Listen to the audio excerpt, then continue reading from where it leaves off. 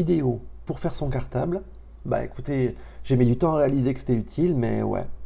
Bon, qu'est-ce qu'il contient le cartable? Il contient le carnet de correspondance, bien sûr, il contient l'agenda, il contient le cahier de brouillon, il contient les copies doubles, il contient les affaires de chaque matière, il va contenir la trousse. Alors, la trousse, qu'est-ce qu'elle contient? Bah, c'est facile, un crayon à papier, une gomme, un taille-crayon, un stylo 4 couleurs ou 4 stylos séparés, un stylo de rechange. Bah voilà, pas de blanco. Le blanco, c'est une horreur, d'accord? La souris, pourquoi? Pourquoi est-ce qu'on mettrait de la peinture blanche sur une idée? Les idées, ça se garde, même si elles sont fausses, surtout si elles sont fausses. Une règle, évidemment, une règle en bon état, pas forcément très longue, hein, une règle. Alors, suivant les matières, il faut voir avec chaque prof ce qui est utile et ce qui n'est pas. Et ça vaut le coup vraiment de demander à chaque prof, notamment par exemple en mathématiques. Parce que si on apporte tout en mathématiques, déjà le matériel va s'abîmer, et en plus, bah, ça ne sert à rien. Alors, en mathématiques, la plupart du temps, il faut le cahier de cours et d'exercices. Chez moi, c'est un petit cahier, le plus léger possible. Vraiment un petit cahier, léger, léger, léger. Le cahier d'exercice, le Césamat, en fait, c'est un cahier qu'on achète en librairie. Ouais, c'est un peu lourd, je sais, mais bon, c'est tellement pratique, franchement, ça vaut le coup. Pas de livre en mathématiques avec moi parce que ça pèse trop lourd et que voilà, je fournis le contenu aux élèves, donc pas besoin du livre. Bah voilà.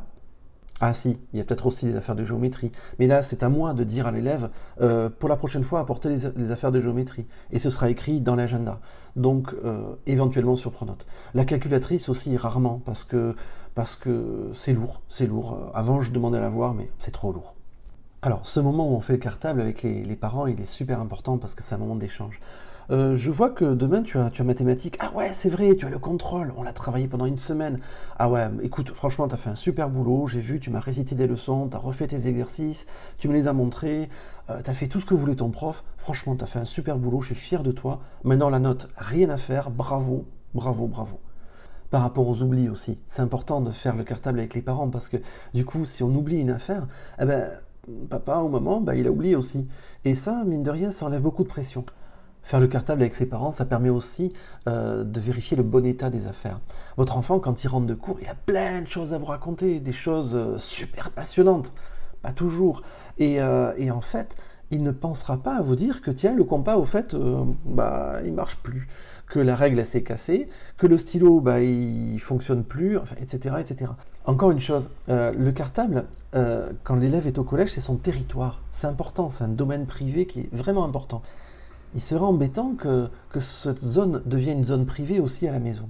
Que les parents n'aient plus vraiment le droit de regarder dans le cartable au cas où ils tomberaient sur quoi d'ailleurs. Une fois, une maman a donné un conseil fabuleux à ce sujet-là. Sa fille ne voulait plus qu'elle regarde dans son cartable parce que c'était privé. Bon, c'était pas acceptable. Mais plutôt que de rentrer dans un conflit, ce qu'il faut toujours éviter, en fait, la maman, tout simplement, elle a acheté une trousse vide, et elle a dit à sa fille, ben voilà, cette trousse dans ton cartable, c'est ta zone privée. Tu mets ce que tu veux dedans, je ne regarde pas. La gamine était ravie, elle avait sa zone privée dans son cartable, et elle pouvait continuer à partager avec sa maman au moment de faire les affaires.